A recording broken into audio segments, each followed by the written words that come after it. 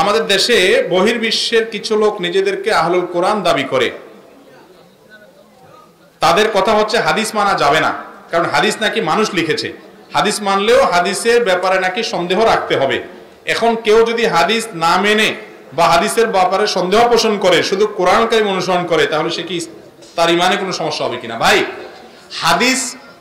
হাদিস মানুষে লিখছে, কোরআনটা কি তার কাছে আল্লাহ এসে দিয়ে গেছে? এটা হলো ভ্রান্ত সম্প্রদায়, ভালো করে সাবধান থাকবেন। এরা মুনকারে হাদিস অস্বীকারী, এরা আহলুল কোরআন নিজেদেরকে দাবি করে।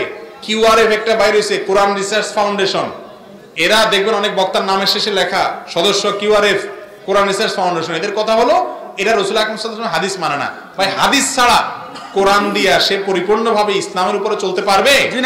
কোরআনে শুধু নামাজের কথা বলা আছে, কিভাবে পড়বেন, কয় রাকাত পড়বেন, কিছু আল্লাহ বলেন নাই। তাহলে হাদিস ছাড়া আপনি কেমনে চলবেন? কোরআন তো সাহাবীদের থেকে ভায়া পরম্পরা আমরা পাইছি, হাদিসও তাদের মাধ্যমে পাইছি।